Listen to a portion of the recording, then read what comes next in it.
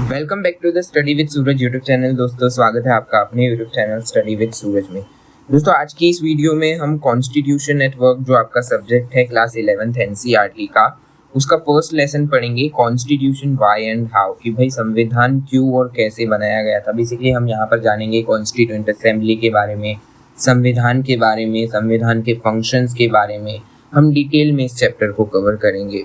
इस चैप्टर को स्टार्ट करने से पहले मैं आपको अपने बारे में कुछ बता दूं, क्योंकि मैं फर्स्ट टाइम क्लास 11th के पॉलिटिकल साइंस को पढ़ा रहा हूं। इससे पहले मैं DU-SOL के जो स्टूडेंट्स हैं, जो ग्रेजुएशन के स्टूडेंट्स हैं, उनके लिए पॉलिटिकल साइंस, हिस्ट्री जैसे सब्जेक्ट्स की वीडियोस बनाता आ रहा हूं पिछले 4 साल से और पढ़ाता आ रहा हूं।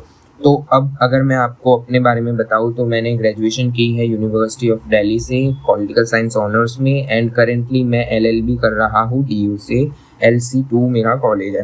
तो बेसिकली जो आपका इंडियन कॉन्स्टिट्यूशन एट वर्क जो बुक है पॉलिटिकल साइंस की, उसका चैप्टर जो है कॉन्स्टिट्यूशन व्हाई एंड हाउ, तो ये एक ऐसा चैप्टर है जिसको आपने अगर अच्छे से समझ लिया तो जो बाकी के आपके आने वाले चैप्टर्स होंगे उनको समझने में कोई दिक्कत नहीं होगी। और अगर आप इस चैनल पर नए हैं तो ज़रूर सब्सक्राइब करें, इस वीडियो को लाइक करें और अपने फ्रेंड्स के साथ ज़रूर शेयर करिए। देखिए मेरा पढ़ाने का तरीका कुछ ऐसा है, पहले मैं लाइन बाय लाइन पढ़ाता हूँ, फिर मैं एक्सप्लेन करता हूँ। जिससे क्या होता है कि हमारे माइंड में एक रीडिंग भी होती रहती है और साथ में एक्सप्लेनेशन भी होता रहता है। तो इससे हम जो हमारा कॉन्सेप्ट है उसे अच्छे से कैच करते हैं, पकड़ लेते हैं। डबल बार हम एक बार पढ़ रहे हैं, एक बार समझ रहे हैं, तो हमारा कॉन्सेप्ट क्लियर होता रहता है। और अगर फिर भी आपके माइंड में कोई कन्फ्यूज़न हो तो you can watch the video in 2x 3 time, 3 time देख सकते हैं, 4 टाइम देख सकते हैं, जितनी बार आपको देखनी हो उतनी बार आप देख सकते हैं। 2x में देखेंगे तो और बेटर रहेगा, 1.5x में देखेंगे तो भी बेटर रहेगा, और अगर आप नॉर्मल स्पीड में देखते हैं तो अच्छे से समझ आएगा। इंट्रोडक्शन के साथ स्टार्ट करते हैं। तो देखिए जब भी हम इंडिया को देखते हैं तो इंडिया के जितने भी हम कह सकते हैं कि फंक्शनल ऑर्गन्स जो है, जैसे कि हम कह सकते हैं कि एक डेमोक्रेटिक गवर्नमेंट हो गई, पार्लियामेंट हो गया, प्रेसिडेंट हो गए, प्राइम मिनिस्टर हो गए, या जुडिशरी, एग्जीक्यूटिव, लेजिस्लेचर, जितने भी है, तो इनका जो एग्जिस्टेंस है, एग्जिस्टेंस मतलब अस्तित्व है, वो किसके द्वारा है या फिर कहाँ से आते हैं इनके पास जो इतनी पावर है कि भाई प्राइम मिनिस्टर के पास XYZ पावर है, प्रेसिडेंट के पास XYZ पावर है, जुडिशरी इंडिपेंडेंट है। ये सब इनको पावर कहाँ से मिली है, ये क्यों इतने पावरफुल है? तो इसके पीछे का रीजन कौन है पता है आपको? सिर्फ और सिर्फ कॉन्स्टिट्यूशन ऑफ इंडिया, भारत का संविधान इन्हें क्या प्रोवाइड करवाता है? वो शक्तियाँ प्रोवाइड करवाता है जो जिससे ये देश चला सके। तो पहले जब भी हम किसी भी फंक्शनल ऑर्गन्स को पढ़ेंगे, फंक्शनल ऑर्गन्स क्या होते हैं, जैसे कि सरकारें हो गई, प्रेसिडेंट हो गया, या फिर प्राइम मिनिस्टर हो गए, या फिर किसी भी तरीके का कानूनी जो संस्थान है, इंस्टीट्यूशन है, उसे हम फंक्शनल ऑर्गन्स कहते हैं। बेसिकली अगर 3 शब्दों में कहूँ तो जुडिशरी, एग्जीक्यूटिव एंड लेजिस्लेचर। तो इनको पढ़ने से पहले ना हमें कॉन्स्टिट्यूशन के बारे में अच्छी जानकारी होनी चाहिए कि आखिरकार कॉन्स्टिट्यूशन क्या है, what is a constitution, why a society requires constitution, कि भाई सोसाइटी को कॉन्स्टिट्यूशन की क्यों आवश्यकता है, how our specific document achieved its unparalleled legitimacy. आप दुनिया भर के कॉन्स्टिट्यूशन के बारे में देखिए, पढ़िए, तो आप यहाँ पर पाएंगे कि फॉर एन एग्जाम्पल नेपाल देख लीजिएगा। नेपाल में गत 20 से 30 सालों में बहुत सारे कॉन्स्टिट्यूशंस बनाए गए। ऐसा क्या कारण है कि भारत का जो संविधान है, भारत का जो कॉन्स्टिट्यूशन है, वो मतलब चलता ही आ रहा है। आज तक हमने सिर्फ जो हमारे देश की कॉन्स्टिट्यूएंट असेंबली ने स्वतंत्रता के बाद जो कॉन्स्टिट्यूशन, जो संविधान बनाया था, वो ही चलता आ रहा है। हमने इसके अलावा कोई नई कॉन्स्टिट्यूएंट असेंबली नहीं गठित की, हमने कोई नया कॉन्स्टिट्यूशन नहीं बनाया। आखिरकार इसके पीछे का कारण क्या था वो हम समझेंगे। A constitution is not merely a legal book. देखिएगा संविधान जो है वो सिर्फ एक कानून की किताब नहीं है। वो कहते हैं ना कि ये कानून की किताब है, ये उस कानून की किताब से बहुत परे है। इसमें क्या है कि ये एक लिविंग डॉक्यूमेंट है। आप लास्ट के इसी बुक के लास्ट चैप्टर को आप जब पढ़ेंगे, कॉन्स्टिट्यूशनल लिविंग डॉक्यूमेंट, संविधान एक जीवंत दस्तावेज, तो आप पाएंगे कि किस तरीके से हम इसे लिविंग डॉक्यूमेंट कहते हैं। देखिएगा हमारा संविधान समय के अनुसार बदलता है। वो कहते हैं ना कि एक जो बच्चा होता है वो समय के अनुसार बड़ा होता है, उम्र के अनुसार बड़ा होता है। तो हमारे संविधान में भी हमारे संविधान के निर्माताओं ने कुछ ऐसी आर्टिकल्स, अनुच्छेद डाले जिससे कि हम इसे समय के अनुसार बदल सके, समय समय पर इसमें संशोधन किया जा सके, परिवर्तन किया जा सके। Captures the shared values. इस संविधान को देखें तो इसमें हमारे देश के सभी लोगों की शेयर्ड वैल्यूज है, मोरल फ्रेमवर्क है, पॉलिटिकल आइडेंटिटी है। पॉलिटिकल आइडेंटिटी से क्या तात्पर्य है कि अगर देखिएगा आपका धर्म, जाति, भाषा, क्षेत्र अलग हो सकता है, लेकिन जब बात आती है आपके देश की तो यू आर एन इंडियन, आप एक भारतीय है। तो इसी तरीके से ये हमें एक पॉलिटिकल आइडेंटिटी भी प्रोवाइड करवाता है, हम सबको एक भारतीय बनाता है। अब यहाँ पर एक क्वेश्चन उठता है और आपकी बुक का भी सबसे पहला जो सब टॉपिक है वो है why do we need a constitution. Introduction के थ्रू आपको पता तो चल गया होगा कि हमें आखिरकार कॉन्स्टिट्यूशन की क्यों जरूरत है, लेकिन फिर भी हम इसे डिटेल में पढ़ेंगे। फंक्शंस ऑफ ए कॉन्स्टिट्यूशन, कि भाई हमें सबसे पहले ये जानना है कि हमें कॉन्स्टिट्यूशन, संविधान की आवश्यकता क्यों है। Then we will know about functions of a constitution, कि भाई कॉन्स्टिट्यूशन के फंक्शंस क्या है। तो देखिएगा मेजरली 4 फंक्शंस है। पहला जनरेट ट्रस्ट एंड कोऑर्डिनेशन, हम इसे डिटेल में भी पढ़ेंगे, ये सिर्फ इलस्ट्रेशंस के लिए है। ये पिक्चर्स मैंने एआई के हेल्प से ये वीडियोस ये जो है मतलब कि पिक्चर्स वो जनरेट करवाई है। Limiting power and protecting rights, पहला फंक्शन क्या है, जनरेटिंग ट्रस्ट एंड कोऑर्डिनेशन। दूसरा फंक्शन है limiting powers and protecting rights. तीसरा फंक्शन है aspiration and goals of a society. And fourth है फंडामेंटल आइडेंटिटी, जिसमें provides political and moral identity, defines the will of the people, कि भाई लोग क्या कर सकते हैं, क्या नहीं कर सकते। तो इन सभी बातों के बारे में ये हमें बताता है संविधान। तो a society can not function effectively without an overarching framework. देखिएगा अब देखिए एक ऐसी सोसाइटी को आप इमेजिन कीजिए जहाँ पर कोई लॉ एंड ऑर्डर नहीं है, जहाँ पर जिसकी जो मर्जी होगी वो अपने हिसाब से कुछ भी कर लेगा। तो यहाँ पर कितना एनार्किज्म होगा, अराजकता होगी। किसी को एक्स पसंद होगा तो किसी को वाई पसंद होगा, किसी को जेड तो किसी को एफ, इस तरीके से यहाँ पर चलेगा। लेकिन जब बात आती है कॉन्स्टिट्यूशनल या लीगल स्टेट की, तो वहां पर क्या होगा, देखिएगा सभी की पसंद अलग अलग हो सकती है, बट एट द एंड उनको लीगल तरीके से अक्वायर करना होगा या लीगल तरीके से अपना जो पैशन है, प्रोफेशन है, वो फॉलो करना होगा। कि आपको पसंद हो सकता है कुछ भी, लेकिन अगर वो कानून के दायरे में है तो यू कैन डू दैट। और अगर you are doing something which is illegal so you will be punished. Simple सी बात है, अगर आप गलत करते हैं तो आपको सजा दी जाएगी। तो फर्स्ट फंक्शन को हम पढ़ते हैं। तो देखिएगा फर्स्ट फंक्शन क्या है, constitution allows coordination and assurance. Imagine a reasonably large group of people living together who are highly diverse. कि भाई एक बहुत बड़ा मतलब ग्रुप है लोगों का और वो बहुत ही डाइवर्स है, उसमें अलग अलग जाति, धर्म, भाषा, क्षेत्र के लोग हैं, ठीक है। They belong to different religion, practice different profession. कि भाई कोई डॉक्टर है, कोई इंजीनियर है, कोई आईएएस है, कोई आईपीएस है, कोई टीचर है, एक्सेट्रा है। इनके अलग अलग प्रोफेशन है। इनकी वरीड एबिलिटी है कि भाई कोई 100 किलो का पत्थर उठा सकता है तो कोई 1 ग्राम का भी पत्थर नहीं उठा सकता। तो यहाँ पर सभी की अपनी अपनी एबिलिटी है। Range from rich to poor, मतलब कि कोई गरीब है, कोई अमीर है। In the absence of basic rules every individual within this group would feel deeply insecure because no one would know that what others might do to them और who could claim rights over property and resources. अब सोचिए कि एक ऐसा group हो, जो मैंने अभी आपको बताया कि वहाँ पर कोई गरीब है, कोई अमीर है, किसी की कोई एबिलिटी है, किसी का कोई प्रोफेशन है, कोई अलग धर्म से आता है, कोई कुछ प्रैक्टिस करता है। तो अब यहाँ पर सोचिएगा कि सब अपने अपने हिसाब से कोई कानूनों को माने। तो यहाँ पर ऑब्वियस सी बात है, जो पावरफुल होंगे, जो अमीर होंगे, उनकी ज़्यादा चलेगी। तो यहाँ पर यही बताया गया है, to achieve minimal degree of social coordination. तो इन सबको एकता के सूत्र में बांधने के लिए ये जो ग्रुप था, डाइवर्स ग्रुप था, उसके लिए हमें एक बेसिक रूल की आवश्यकता पड़ती है। A group requires basic rules that are publicly known, कि जिन्हें सभी जानते हैं कि भाई ये कानून है, ठीक है। एंड प्रोमोलुगेटेड, कि भाई कानून है और हमारे बीच में एग्जिस्ट करते हैं ये कानून। However simply making the rules is not enough, कि देखिएगा सिर्फ रूल बनाने से ही काम नहीं हो जाएगा। देखिएगा रूल्स एंड रेगुलेशन पाकिस्तान में भी है, लेकिन कौन कितना फॉलो करता है हमें सब पता चलता रहता है। तो यहाँ पर यही बात है कि रूल बनाने से कुछ नहीं होता, उसे एग्जीक्यूट भी करवाना होता है। They must be legally enforceable, कि भाई उन्हें एनफोर्स भी किया जाए, जनता तक पहुंचाया जाए।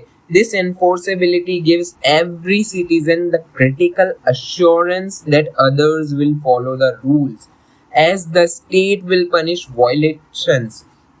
तो यहाँ पर क्या है कि अगर कोई गलती करता है और उसे सजा दी जाती है, तो दूसरे लोगों में भी ये धारणा, ये नोशन होगा, ये बिलीव होगा कि अगर वो भी गलत करते हैं तो उनको भी सजा मिलेगी।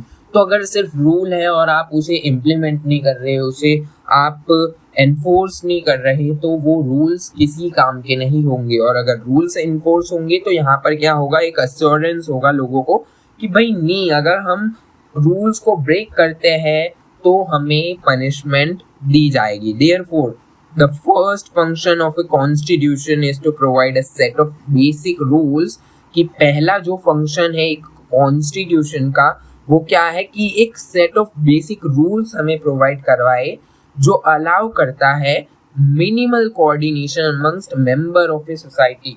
तो क्या है, एक रूल ऑफ लॉ होगा जो ये इंश्योर करेगा कि जहाँ पर एक ग्रुप रह रहा है, जो डाइवर्स ग्रुप है, उनके बीच एक कोऑर्डिनेशन है। कोऑर्डिनेशन मतलब समन्वय, कि सब लोग साथ मिलकर रह रहे हैं। Then comes second function, specification of decision making power. अब देखिए, आप किसी एक ऐसी सोसाइटी में रहते हैं जहां पर अलग अलग डाइवर्स लोग रहते हैं, वहां पर एक ग्रुप ए है तो ग्रुप बी है, ग्रुप सी है, ग्रुप डी है।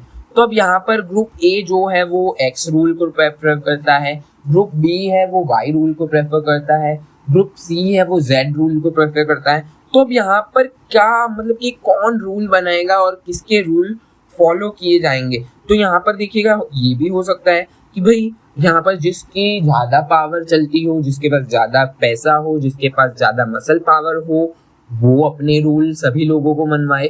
क्या पता वो ऐसे रूल बना दे कि भाई वो ही मतलब टैक्सेस कलेक्ट कर सकता है और उन टैक्सेस का यूज भी वही कर सकता है, और ऐसे आर्बिट्री या फिर ऐसे खराब लॉज बनाए जो सिर्फ उन्हीं को अच्छा बनाए या फिर उन्हीं को फायदा पहुंचाए और दूसरे लोगों को नुकसान पहुंचाए। तो ऐसे में कौन डिसाइड करेगा, या अगर ऐसी स्थिति हो तो कौन डिसाइड करेगा कि किसके पास कितना डिसीजन मेकिंग पावर है। तो यहाँ पर एक कॉन्स्टिट्यूशन का काम यही है कि ये अच्छे से डिफाइन करता है, in a democratic constitution the authority generally belongs to people, कि अब हम किस कंट्री में रहते हैं, एक डेमोक्रेटिक कंट्री में रहते हैं। तो डेमोक्रेटिक कंट्री में क्या होता है कि जो ऑथोरिटी है पावर मेकिंग की, डिसीजन मेकिंग की, वो किसके पास है, लोगों के पास। अब हमारा देश 140 प्लस करोड़ लोगों का देश है, तो यहाँ पर 140 करोड़ लोग एक साथ जाकर कोई डिसीजन नहीं ले पाएंगे। तो इस डिसीजन को लेने के लिए उन्होंने अपने प्रतिनिधि चुने हैं, तो वो एमपी और एमएलए के रूप में उनके मतलब लोगों के बिहाफ में जाकर डिसीजन मेकिंग करते हैं अपने लेजिस्लेचर में, एंड दे मेक रूल्स और दे क्रिएट रूल्स। तो यहाँ पर क्या है कि जो ये डाइवर्स ग्रुप है उनको ये कॉन्स्टिट्यूशन बताता है कि किसके हाथ में कितनी पावर मेकिंग या डिसीजन मेकिंग एबिलिटी है। देखिएगा यहाँ पर हमें कॉन्स्टिट्यूशन में ये भी पता चलता है कि जुडिशरी की कितनी पावर है, लेजिस्लेचर की कितनी पावर है, एग्जीक्यूटिव की कितनी पावर है। ये सारी बातें, प्राइम मिनिस्टर की पावर, प्रेसिडेंट की पावर, चीफ मिनिस्टर की पावर, काउंसिल ऑफ मिनिस्टर्स की पावर, ये सब पावर्स हमें कौन बताता है कि किसके पास कितनी पावर है, अथॉरिटी है, वो हमें सिर्फ और सिर्फ कॉन्स्टिट्यूशन बताता है। अब the Indian constitution specifies that most instances the parliament gets to decide laws, कि पार्लियामेंट क्या करती है, कानून बनाती है, पॉलिसीज बनाती है, and it explicitly outlines how the parliament itself must be organized and elected। तो कॉन्स्टिट्यूशन में क्या बताया गया है कि पार्लियामेंट जो है वो पॉलिसी और कानून बनाएगी, लेकिन कॉन्स्टिट्यूशन में ये भी बताया गया है कि पार्लियामेंट खुद किस तरीके से गठित होगी किस तरीके से ऑर्गेनाइज होगी और किस तरीके से चलेगी, कैसे लोग इसमें चुने जाएंगे, जो नेता हम चुनते हैं MP या फिर MLA। Okay, so function 3, limitations of the power of government. कि भाई देखिएगा, अब पावर दे दी गई गवर्नमेंट को कि भाई आपके पास इतनी पावर है, तो अनलिमिटेड पावर तो नहीं दे सकते, क्योंकि अति अंत का कारण बनती है। अनलिमिटेड पावर किसी के हाथ में दे दी तो वो इसका मिसयूज कर सकते हैं। तो मिसयूज को रोकने के लिए कहीं ना कहीं यहाँ पर हमें कॉन्स्टिट्यूशन में देखने को मिलता है कि पावर को कंट्रोल किया गया है। किसके द्वारा कंट्रोल किया गया है? कॉन्स्टिट्यूशन के द्वारा। Let's know how. Even if you establish a clear authority, कि अगर तुम्हारे पास क्लियर अथॉरिटी है कि पार्लियामेंट जो है लॉ बनाएगी और जुडिशरी है लॉ इंटरप्रेट करेगी, एग्जीक्यूटिव जो है वो लॉ को या पॉलिसी को एग्जीक्यूट करेगी, लोगों तक पहुंचाएगी, फिर भी ये देखा जाता है कि जब पावर ज़्यादा ही दे देते हैं तो वो अनजस्ट, डिस्क्रिमिनेटरी और टायरेनिकल बन जाती है, कि कहीं ना कहीं कोई ना कोई इंस्टीट्यूशन अपने आप को सुपर और बहुत ही ऊपर समझने लग जाता है।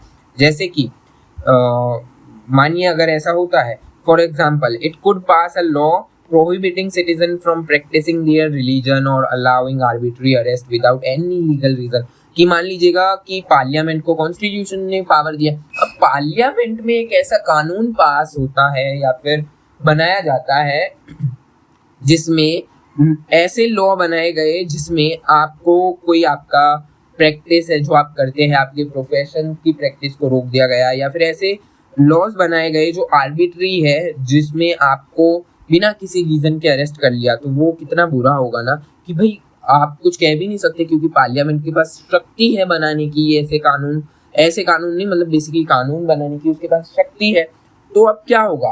To prevent such an abuse of power, the third function of the constitution is to set clear limits on what a government can impose on its citizens. तो यहाँ पर इस तरीके के कानून ना बनाए जाए जिससे जनता को, लोगों को, the people of India, we the people of India को किसी भी तरीके की समस्याओं का सामना करना पड़े। तो इसलिए जो हमारे देश का संविधान है, भारतीय संविधान है, वो कुछ लिमिट रखता है इन पावर पर, पार्लियामेंट की पावर पर, कि भाई आप किस हद तक कानून बना सकते हैं। These limits are fundamental in nature, की फंडामेंटल है, मौलिक है नेचर में, meaning the government can never trespass them. कि भाई मान लीजिएगा कि आपको अगर कानून बनाने की क्षमता दी गई है तो आप एक हद तक बना सकते हैं कि आप लोगों की भलाई हो ऐसे ही कानून बनाइए। अगर आप जाते हैं और बनाते हैं ऐसे कानून कि भाई कौन किस कलर के कपड़े पहनेगा, कौन कहाँ जाएगा, क्या खाएगा, वो सब अगर आप डिसाइड करेंगे तो दैट इज आर्बिट्ररी और दैट इज अनकॉन्स्टिट्यूशनल, जो आपके पास खुद ऐसा राइट नहीं है कि आप ऐसा कानून बना पाओ। The most common method of setting these limits is through the specification of fundamental right। अब कैसे पता चलेगा कि पार्लियामेंट किस हद तक ऐसे कानून बना सकती है? तो सिंपली है, कॉन्स्टिट्यूशन में भारत की जनता को क्या प्रोवाइड करवाया है, जो सबसे इम्पोर्टेंट है वो है मौलिक अधिकार, या फिर कह सकते हैं हम fundamental rights. These rights protect citizen from arbitrary state actions and guarantee core freedoms like for freedom of speech, conscience and assembly। तो देखिएगा अब यहाँ पर फंडामेंटल राइट में क्या है, हमें फ्रीडम ऑफ स्पीच है, फ्रीडम ऑफ एजुकेशन, माफ कीजिएगा, राइट टू एजुकेशन है, right to life and with liberty है। ये सारी फंडामेंटल राइट है जिसको ट्रेसपास नहीं किया जा सकता, जिसको आप गवर्नमेंट इसे इग्नोर नहीं कर सकती। तो इनको ध्यान में रखते हुए ही गवर्नमेंट को laws and rules, regulations, policies बनानी होगी। Then comes fourth function, aspiration and goals of a society. Traditional older constitution focused almost exclusively on limiting government powers. तो अगर हम देखें तो जितने भी ट्रेडिशनल या ओल्ड कॉन्स्टिट्यूशन थे, तो वहां पर क्या हो रहा था कि वहां पर सिर्फ ये देखा जा रहा था कि गवर्नमेंट की पावर क्या है और इसे किस हद तक लिमिट करना चाहिए। लेकिन आजकल के मॉडर्न डेवलपिंग नेशंस के जो कॉन्स्टिट्यूशन है वो इमर्ज कर रहे हैं कब देखिएगा कॉलोनियल रूल था उसको फेस किया, फिर उसके बाद सोसाइटल लेवल्स थी जैसे कि untouchability, poverty, illiteracy, systemic discrimination etcetera. तो आजकल के मॉडर्न जो कॉन्स्टिट्यूशन है इन सबसे सीख के एक अलग ही दिशा में जा रहे हैं। तो a modern constitution must do more than just a set of restriction, कि एक जो मॉडर्न कॉन्स्टिट्यूशन है उसको सिर्फ रिस्ट्रिक्शन नहीं लगाने, उसको इससे ज्यादा करना है कुछ। It must actively empower the government to take positive measures, कि भाई गवर्नमेंट को इतना तो मोटिवेट या फिर एम्पावर करना चाहिए जिससे ये एक पॉजिटिव मेजर्स ले टू अचीव सोशल जस्टिस, जिससे ये सोशल जस्टिस अचीव की जा सके। The fourth function of a constitution is to enable the government to fulfill the aspirations of the society and create condition for a just society। तो fourth function क्या है कि एक ऐसी सोसाइटी का निर्माण किया जाए सरकार के द्वारा जिससे लोगों में समन्वय हो, कोऑर्डिनेशन हो और जस्ट सोसाइटी हो, जिसमें अमीर गरीब या फिर किसी तरीके का डिस्क्रिमिनेशन हो। For example, the constitution of India explicitly enables and commands the state to eliminate caste discrimination, की भाई किसी के साथ भी किसी भी प्रकार का डिस्क्रिमिनेशन ना हो। वर्क टूवर्ड अ सोशियो इकोनॉमिकली इक्वल सोसाइटी, भाई जो गरीब है उनको कहीं से ऐसा ना महसूस हो कि वो पिछड़े रह गए हैं एक्सेट्रा।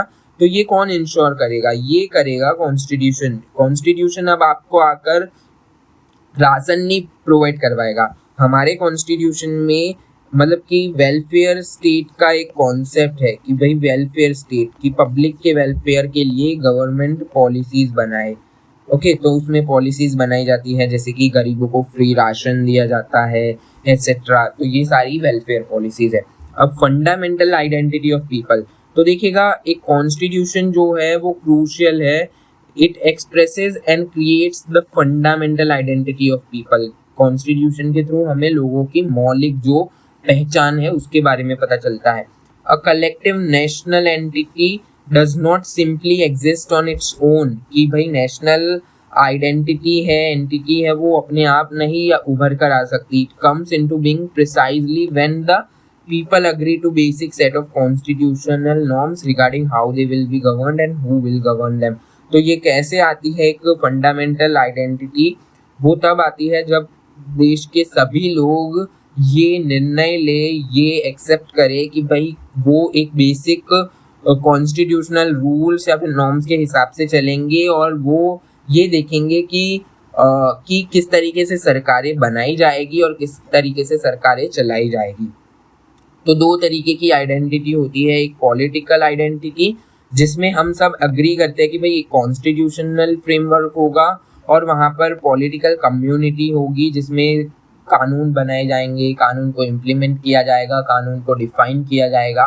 ये सब एक पॉलिटिकल आइडेंटिटी को बताता है। ऑन दी अदर हैंड एक मोरल आइडेंटिटी आती है। मोरल आइडेंटिटी क्या है कि जो कॉन्स्टिट्यूशन है वो अथॉरिटेटिव कंस्ट्रेंट्स सेट करता है ऑन व्हाट वन मे और मे नॉट डू, कि भाई एक व्यक्ति क्या कर सकता है और क्या नहीं कर सकता।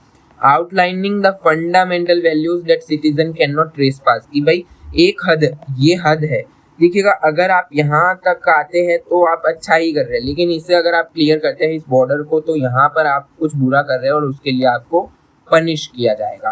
तो सिंपली यहाँ पर ये मोरल आइडेंटिटी के बारे में बताया गया। Unlike many nations that base their national identity on shared ethnicity, language और religion, the Indian constitution chose a civic identity. तो देखिएगा आप दूसरे नेशंस को देखिए, जैसे कि पाकिस्तान को देखिए, एक इस्लामिक कंट्री है, बांग्लादेश एक इस्लामिक कंट्री है। तो ऐसे बहुत सारे देश है जहाँ पर वो अपनी जो नेशनल आइडेंटिटी है वो अपनी एथनिसिटी, लैंग्वेज, रिलीजन के बेस पर बनाते हैं। हमारा कॉन्स्टिट्यूशन थोड़ा डिफरेंट है, ये सिविक आइडेंटिटी बनाता है बेस्ड ऑन शेयर्ड वैल्यू, कि आप हिंदू है, मुस्लिम है, सिख है, ईसाई है, आप किसी भी धर्म से आते हैं, लेकिन सबसे पहले आप कौन है? एक भारतीय है। इंश्योर इक्वल सिटीजनशिप, की सभी को इक्वल सिटीजनशिप है ऑल रिगार्ड्स ऑफ बैकग्राउंड, कि आप गरीब हो, अमीर हो, किस क्षेत्र से आते हो, कौन सी भाषा बोलते हो, किस रिलीजन से आते हो, आप इंडियन है और आपको सभी को सेम ही सिटीजनशिप दी गई है, आपको सेम ही गवर्नमेंट पॉलिसीज को फायदा मिलता है। तो ये सब बात हमारे कॉन्स्टिट्यूशन में क्लियरली विजिबल है। फिर आती है the authority of a constitution, how effective it is, कि भाई कॉन्स्टिट्यूशन की अथॉरिटी क्या है, ये इफेक्टिव इतना कैसे है? तो बेसिकली अगर कॉन्स्टिट्यूशन की अथॉरिटी को बात करें ना हम, कि कॉन्स्टिट्यूशन को कौन इतनी पावर देता है, तो उसको पावर देता है we the people of India, popular sovereignty. तो इसमें हम देखते हैं कि एग्जीक्यूटिव है, लेजिस्लेचर है, जुडिशरी है, गवर्नमेंट की पावर आती है, सिटीजन राइट्स आते हैं, डेमोक्रेटिक प्रोसेस है, रूल ऑफ लॉ है। तो इसे डिटेल में समझते हैं। Many countries across the world have written documents called constitutions, yet they remain defunct और completely ineffective because they lack real authority. A constitution success depends directly on 3 vital factors. तो देखिएगा, दुनिया के बहुत सारे देशों में कॉन्स्टिट्यूशन है, चाहे रिटन या अनरिटन, पर क्या है, वहां पर अगर कानून को इफेक्टिवली इम्प्लीमेंट नहीं किया जाएगा, फॉलो नहीं किया जाएगा, डिफाइन नहीं किया जाएगा, तो फिर किस काम का कानून? तो हमारा कॉन्स्टिट्यूशन ये बहुत अच्छे से कर रहा है, वो कानून को बना भी रहा है, इंटरप्रेट भी कर रहा है और फॉलो भी करवा रहा है। तो इसके लिए हमारे पास ना कुछ वाइटल फैक्टर्स है 3। उसमें है मोड ऑफ प्रोमulgation। अब इसमें क्या है, this refers to how a constitution originally came into being, कि किस तरीके से कॉन्स्टिट्यूशन आया, किसने बनाया, how much authority and legitimacy they possessed, कि भाई अब कॉन्स्टिट्यूशन हमारे देश के लिए बनाया गया कुछ लोगों ने, उनके पास क्या लेजिटिमेसी थी, उनकी क्या क्वालिफिकेशन थी, उन्होंने क्यों ये कॉन्स्टिट्यूशन बनाया, और हमने ऐसा कॉन्स्टिट्यूशन क्यों चूज किया जिसमें 289 पीपल ने मिलके पूरे देश के लिए कॉन्स्टिट्यूशन बनाया, मतलब पूरा देश तो इसमें था नहीं, तो उनकी क्या एबिलिटी थी, उसके बारे में हम जानेंगे। In countries where constitutions were drafted by military dictators or highly unpopular leaders who lacked the capacity to carry the masses with them, the documents quickly collapsed or became meaningless pieces of paper। अब ऐसी बहुत सारे examples हैं जहां पर military के द्वारा, dictators के द्वारा या फिर ऐसे लोगों के द्वारा कॉन्स्टिट्यूशंस बनाए गए थे जो अनपॉपुलर थे among the people of the country. तो ये जो कॉन्स्टिट्यूशंस थे ऐसे लोगों के द्वारा जो बनाए गए थे, वो कोलैप्स हो गए, मतलब खराब हो गए, या फिर उन कॉन्स्टिट्यूशन को बदल दिया गया अलग अलग लोगों के द्वारा बहुत बार। पर जब बात आई भारत के कॉन्स्टिट्यूशन की, तो भारत का कॉन्स्टिट्यूशन, यूएसए का कॉन्स्टिट्यूशन, साउथ अफ्रीका का कॉन्स्टिट्यूशन, ये एक ऐसा कॉन्स्टिट्यूशन है जिनको पॉपुलर लोगों के द्वारा बनाया गया, जिन पर ट्रस्ट था उस देशों की जनता को, और वो कॉन्स्टिट्यूशन चलते ही आ रहे हैं। In sharp contrast the most successful constitutions in modern history की सक्सेसफुल कॉन्स्टिट्यूशंस में कौन आते हैं? इंडिया का कॉन्स्टिट्यूशन, साउथ अफ्रीका का कॉन्स्टिट्यूशन, यूनाइटेड स्टेट्स का constitution were created in the immediate aftermath of popular national movements, कि भाई जो पॉपुलर नेशनल मूवमेंट्स थे उसके बाद ये कॉन्स्टिट्यूशंस बनाए गए थे।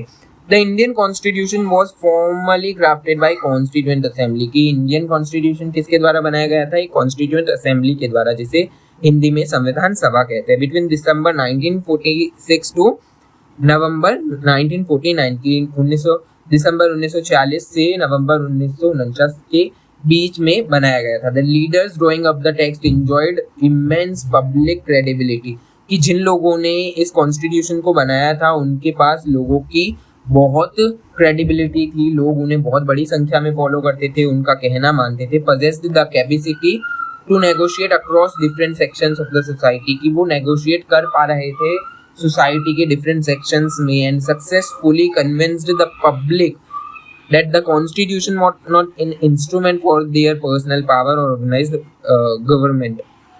देखिएगा, जितने भी लोग कॉन्स्टिट्यूएंट असेंबली में थे उनको अच्छा माना गया, उनकी पॉपुलैरिटी ज़्यादा थी सोसाइटी में, और ये भी माना गया कि भी कहीं ना कहीं ये देखा गया है कि जिन लोगों ने ये कॉन्स्टिट्यूशन बनाया वो देश की भलाई के लिए बनाया, इसलिए लोगों ने इसे फॉलो किया। अब बात करते हैं substantive provision of a constitution. A constitution will only command the lasting allegiance, कि भाई कॉन्स्टिट्यूशन जो है वो क्या है? लास्टिंग एलिजियंस को कमांड करेगा of its people if it gives everyone in a society legitimate reason and go along with its provision। कि भाई अगर देखिएगा एक कॉन्स्टिट्यूशन है और अच्छा है, लोगों की भलाई के लिए कार्य करता है, तो इसे आगे बढ़ने देना चाहिए।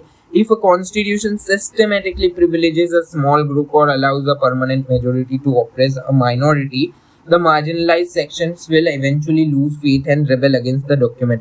कि भाई एक ऐसा कॉन्स्टिट्यूशन बनाया जाए जहाँ पर कुछ लोगों की ज़्यादा चलती है और कुछ लोगों को सिर्फ उनको बुरा भला कहा जाए या फिर मार्जिनलाइज्ड किया जाए, तो कहीं ना कहीं लोगों का इसमें जो फेथ है वो डूब जाएगा, लूज हो जाएगा, तो जिससे कि क्या होगा, ये कॉन्स्टिट्यूशन आगे नहीं बढ़ पाएगा। The Indian constitution stands out because it is systematically preserved the freedom and equality of all its member. तो इंडियन का कॉन्स्टिट्यूशन है वो जीवंत कैसे है, क्योंकि इसने पूरे ही देश के जो लोग हैं, चाहे आप महिला है, पुरुष है, आप किस धर्म से आते हैं, क्षेत्र से आते हैं, भाषा बोलते हैं, क्या करते हैं, मैटर नहीं करता, आप अगर भारतीय है तो आपको इक्वल राइट्स दिए गए हैं। Convincing every section of society that their identity and rights are secure under its umbrella. कि भाई कॉन्स्टिट्यूशन की एक छतरी के नीचे आपके सारे जो अधिकार हैं, आपके जितने भी आइडेंटिटी है, पहचान है, वो सब सुरक्षित है। अब बात करें balanced institutional design. A successful constitution must ensure that no single institution or branch of government acquires a monopoly over power।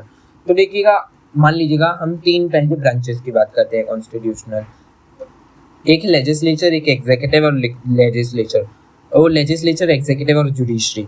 मान लीजिएगा कि आपने किसी एक को बहुत ज्यादा पावर दे दी, तो वो अपनी मोनोपोली चलाएगा, अपने हिसाब से चलेगा। तो यहाँ पर क्या है, कॉन्स्टिट्यूशन का कार्य है कि तीनों के बीच एक समन्वय बनाए, जिससे कि कोई भी ज्यादा अपने आप को सबका बॉस ना समझने लग जाए। If one institution gains total control it can easily subvert the constitution. कि भाई एक के पास अगर ज्यादा ही पावर होगी तो वो कहीं ना कहीं कॉन्स्टिट्यूशन को बदल देगा।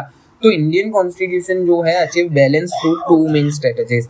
फर्स्ट स्ट्रेटजी है horizontal fragmentation of power. Horizontal fragmentation of power क्या है कि पावर जो है वो इंटेलिजेंटली डिवाइड की गई है अक्रॉस डिफरेंट इंडिपेंडेंट ऑर्गन्स, जैसे कि legislature, executive and judiciary. Legislature का काम क्या है, to make laws, executive to implement laws, और जुडिशरी का है टू इंटरप्रेट और define laws and settle disputes, along with independent statutory bodies like the Election Commission of India। कि भाई इन तीन के अलावा इलेक्शन कमीशन ऑफ इंडिया है, CAG है, controller and auditor general of India. These forms a highly effective systems of checks and balances where any transgression by one organ is promptly checked by the other। कि अगर कानून का उल्लंघन करता है तो दूसरा उसे बताएगा कि भाई आपने कानून का उल्लंघन किया है और ये आपके लिमिट से बाहर का निर्णय है, तो आप अपनी लिमिट में निर्णय लीजिए। जैसे कि लेजिस्लेचर कोई ऐसा कानून बनाता है जो आर्बिट्री हो, जो लोगों की भलाई के लिए ना हो, जबरदस्ती किसी को नुकसान पहुंचाता हो, तो यहाँ पर जुडिशरी क्या करेगी, उसे इंटरप्रेट करेगी कि भाई ये कानून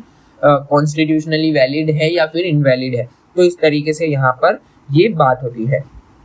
striking balance between flexibility and rigidity. कि भाई यहाँ पर क्या है, फ्लेक्सिबिलिटी एंड रिजिडिटी के बीच का एक बैलेंस बनाया जाता है। देखिए, अगर आपका कॉन्स्टिट्यूशन बहुत ही फ्लेक्सिबल है, लचीला है, कि कोई भी आकर इसे बदल देता है, कि मान लीजिएगा आर्टिकल 21 है, उसे बदलना है। आर्टिकल 21 ऑफ द कॉन्स्टिट्यूशन क्या है कि right to life with liberty. तो ये कॉन्स्टिट्यूशन है। आर्टिकल 21A है जिसमें राइट टू एजुकेशन है।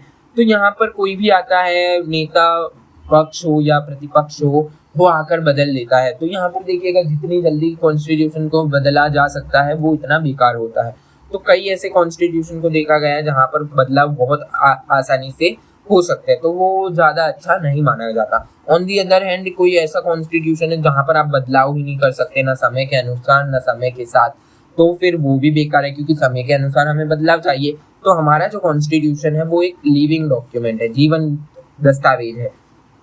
हमारा कॉन्स्टिट्यूशन ना ज़्यादा फ्लेक्सिबल है ना ज़्यादा रिजिड है। हमारे कॉन्स्टिट्यूशन में ये प्रोवाइड करवाया गया है कि हम अपनी वैल्यूज़ को प्रिजर्व करते हुए, लोगों के राइट्स को प्रिजर्व करते हुए और लोगों की भलाई के लिए कॉन्स्टिट्यूशन में समय के अनुसार बदलाव ला सकते हैं। लेकिन उसके लिए एक प्रोसेस है जिसके बारे में हम लेजिस्लेचर जब पढ़ेंगे उसमें हम डिटेल से पढ़ेंगे। Okay, how was the Indian constitution made. अब सबसे बड़ा क्वेश्चन आता है कि भाई कॉन्स्टिट्यूशन ऑफ इंडिया कैसे बनाया गया था, किसके द्वारा बनाया गया था।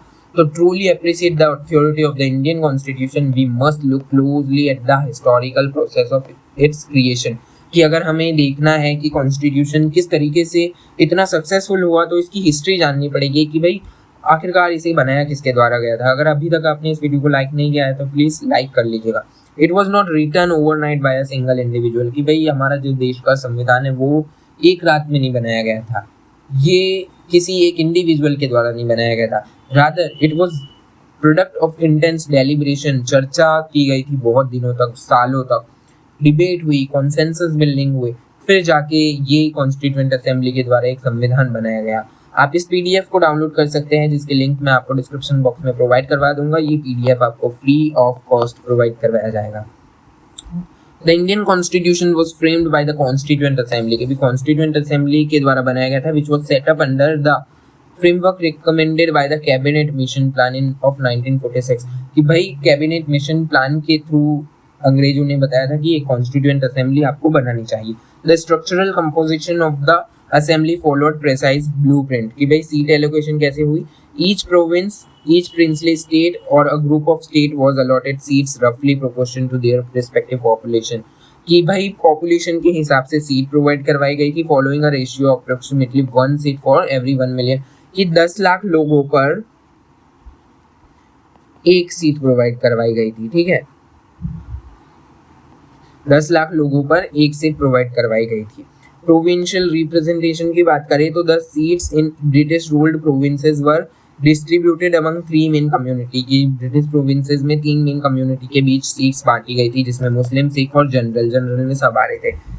ठीक है, in proportion to their population, उनकी पॉपुलेशन के हिसाब से सीटें बांटी गई थी। Members of these community in the provincial legislative assembly elected their own representatives using the method of proportional representation with single transferable vote, की किस तरीके से चुना गया था, सिंगल ट्रांसफरेबल वोट के द्वारा इन्होंने अपने जो प्रोविंशियल रिप्रेजेंटेटिव्स थे उनको चुना। अब प्रिंसली स्टेट्स की बात करें तो the method of selection in the case of representative from the princely states was be determined through the consultation के थ्रू यहाँ पर प्रिंसली स्टेट्स में सिलेक्ट किया गया था लोगों को। As a consequence of the partition, जब इंडिया और पाकिस्तान का विभाजन हो गया, पार्टीशन हो गया, under the Mountbatten plan of June 3, 1947, the members of the जो पाकिस्तान की साइड से मेंबर्स थे, रिप्रेजेंट कर रहे थे, वो मतलब अब भारतीय कॉन्स्टिट्यूएंट असेंबली के मेंबर्स नहीं रहे। The number in the assembly were reduced to 299, of which 284 members were actually present on the 26th November 1949, जिन्होंने सिग्नेचर किए थे कॉन्स्टिट्यूशन की ओरिजिनल और फाइनल बुक पर, जो फाइनल कॉन्स्टिट्यूशन था उस पर साइन किए थे। टोटल हमारे कितने मेंबर थे कॉन्स्टिट्यूएंट असेंबली के, 299, और 284 मेंबर्स एक्चुअली प्रेजेंट थे नवंबर 26, 1949 को, जिन्होंने साइन किए थे। ओके, ये याद रखना है facts. The principle of deliberation and procedure, अब डेलिब्रेशन ऑफ प्रोसीजर की बात करें तो the real legitimacy of the Indian constitution does not stem merely from the fact that the constituent assembly was रफली रिप्रेजेंटेटिव, कि हम ये नहीं कह सकते कि कॉन्स्टिट्यूएंट असेंबली जो थी वो मेयरली रिप्रेजेंटेटिव थी। It arises from the procedures they adopted and the values they prioritise during the debates. अब यहाँ पर क्या था कि अलग अलग लोग थे। देखिएगा, अगर हम सरदार वल्लभ भाई पटेल के व्यूज देखें तो वो डिफरेंट थे, जवाहरलाल नेहरू जी के व्यूज जो थे वो डिफरेंट थे, अंबेडकर जी के व्यूज जो थे वो डिफरेंट थे श्यामा प्रसाद मुखर्जी से। तो इस तरीके के देखिएगा यहाँ पर डिफरेंट व्यूज के लोग आए, डिफरेंट रिलीजन के लोग थे, डिफरेंट रीजन के, कास्ट के लोग थे। तो उन्होंने डेलिब्रेशन के थ्रू एक डॉक्यूमेंट बनाया जो कि एक बहुत ही सक्सेसफुल डॉक्यूमेंट बना, और that is and the name of that document is the Indian constitution और द कॉन्स्टिट्यूशन ऑफ इंडिया। इन्होंने डिबेट की, डिस्कशन की और फाइनल एक कानून बनाया जो सभी लोगों के लिए अच्छा कानून है।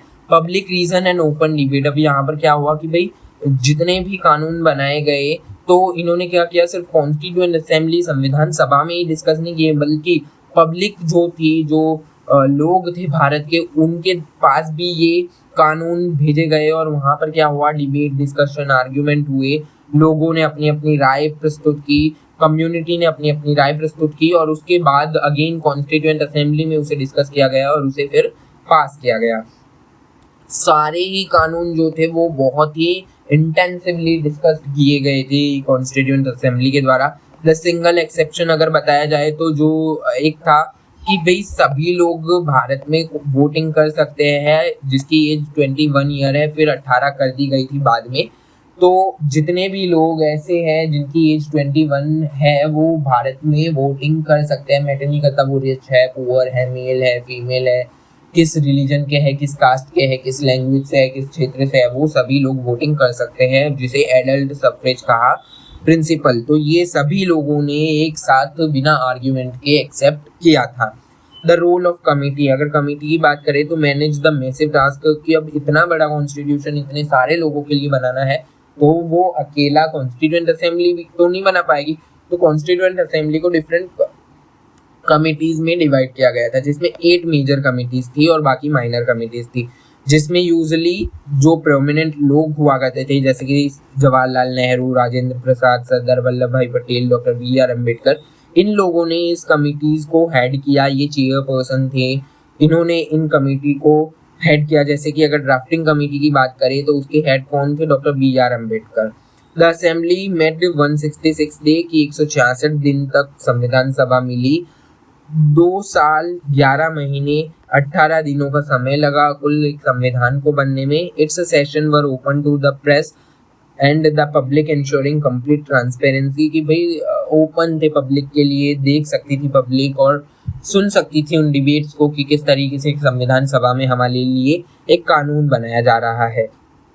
अब आपके लिए क्वेश्चन है कि संविधान सभा के सबसे पहले स्थायी अध्यक्ष कौन थे, वो कमेंट कीजिएगा। आप अपने टीचर से पूछिए। देखिएगा, मैं अस्थायी अध्यक्ष की बात नहीं कर रहा, मैं स्थायी अध्यक्ष की बात कर रहा हूँ। ओके, तो स्थायी अध्यक्ष कौन थे? परमानेंट जो चेयरपर्सन थे संविधान सभा के, कॉन्स्टिट्यूएंट असेंबली के, वो कौन थे? कमेंट कीजिएगा, जिससे मुझे पता चले कि आप इस यहाँ तक पढ़ भी रहे थे या नहीं। अपने टीचर से पूछिए और कमेंट जरूर कीजिएगा। The inheritance of the nationalist movement. अब देखिएगा, संविधान सभा में बहुत सारे ऐसे लोग जो थे वो नेशनल मूवमेंट में हिस्से ले चुके थे। The constituent assembly could not have created documents so profound it were acting in A vacuum, कि अगर कॉन्स्टिट्यूएंट असेंबली में ऐसे लोग होते जो नेशनल मूवमेंट से जुड़े नहीं थे या फिर लोगों के पास पॉपुलर नहीं थे, तो ये संविधान इतना एक्सटेंसिवली लोगों के लिए नहीं होता। It inherited a massive legacy from the Indian national movement,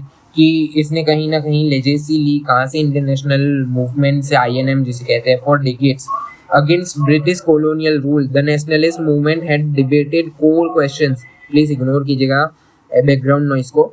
What should be the form of government?